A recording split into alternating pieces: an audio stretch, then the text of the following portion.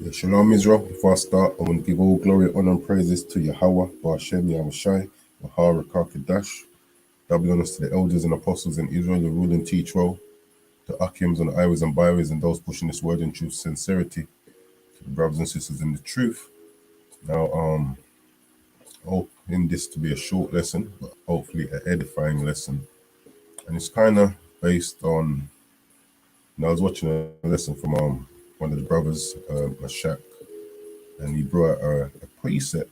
And as he was reading the precept, one of the words sort of jumped out on me, and I just want to touch on that. This is Wisdom of Solomon, chapter 1, verse 4. It says, "For into a malicious soul wisdom shall not enter, nor dwell in the body that is subject unto sin."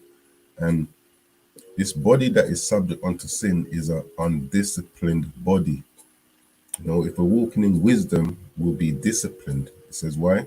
For the Holy Spirit of discipline will flee deceit. If we're not trying to discipline ourselves, we're not walking in wisdom. It says, for the Holy Spirit of discipline will flee deceit and remove from thoughts that are without understanding, and will not abide when unrighteousness cometh in. So part of our walk in this truth is us learning to be disciplined. The Most High gave us the standard of living, through his laws, statutes, and commandments, which keeps us disciplined and in line with the will of the Most High, make us pleasing to him. But as a nation, we're called rebellious, hard-headed, stiff-necked. These are all traits of someone that's undisciplined. Now, this word discipline, it says the practice of training people to obey rules or a code of behavior. In this instance, it's the law, statutes, and commandments. It says using punishment to correct disobedience, and that's what the Most High does. Let me quickly bring this out. The Most High uses punishment to correct our disobedience. It tells you that the Most High chasteneth those that he loves. Why? Because he's trying to bring us back into an obedient spirit. He's trying to bring us back to wisdom. Oh, what was I looking for? My mind's gone blank now. Oh, that's it. Second Ezra 16. So, point says using punishment to correct disobedience, right? Second Ezra 16. I'll start 19. It says, "Behold, famine, punishment, and plague, punishment, tribulation, punishment, and anguish are sent as scourges for amendment," meaning to correct ourselves. Let me quickly see something. Amendment. A minor change or additional design to improve a text piece of law. Article,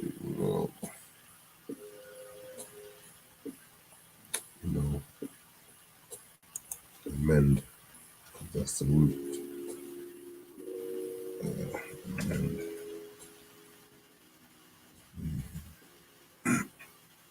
Is make minor changes. Oh, come on, the same thing.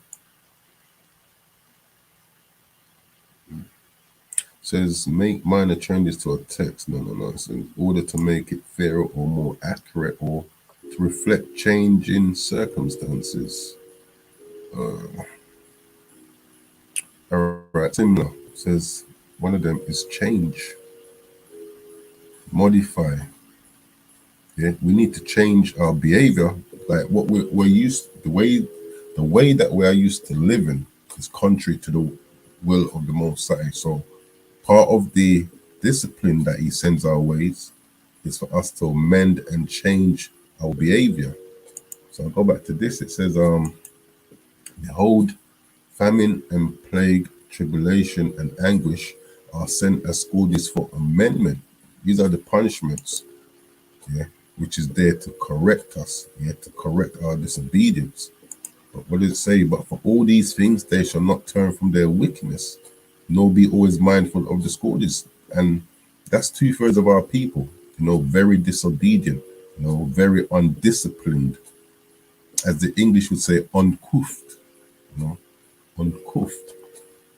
So I read that again. Wisdom of Solomon 1 and 4, for into a malicious soul wisdom shall not enter, nor dwell in the body that is subject unto sin, nor dwell in a body which is undisciplined. For the Holy Spirit of discipline, the Holy Spirit of discipline, if we're walking in wisdom, we're walking in the Spirit, we'll be disciplined, or we will be training, because the scripture says rehearsing the righteous acts. We're rehearsing how to be disciplined. It says, for the Holy Spirit of discipline will flee deceit and remove from thoughts that are without understanding. So even part of that discipline is disciplining the thoughts that we have. Our thoughts needs to be disciplined as well as our behavior, and will not abide when unrighteousness cometh in. This is Romans 8.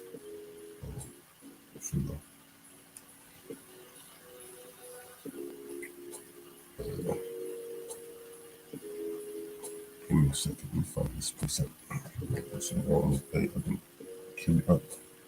1 sec. Romans 8 and 13. Romans 8 and 13 says, for if ye live after the flesh, living in an undisciplined manner, ye shall die. Which is why 2/3 of our people are going to die, because they are very undisciplined. But if ye live through the Spirit, the Holy Spirit of discipline, do mortify the deeds of the body, ye shall live. And that's what the discipline should do, help us to mortify our body, our thoughts, the actions that we do. Last one, Colossians 3 and 5 says, therefore mortify therefore your members which are upon the earth, fornication, uncleanness, inordinate affection, evil concupiscences, and covetousness, which is idolatry, for which things sake the wrath of the Most High cometh on the children of disobedience. So if we're walking in wisdom, we should be trying to walk in a manner which is disciplined, training our thoughts, making them more in line with the Most High than just letting them go wild every time.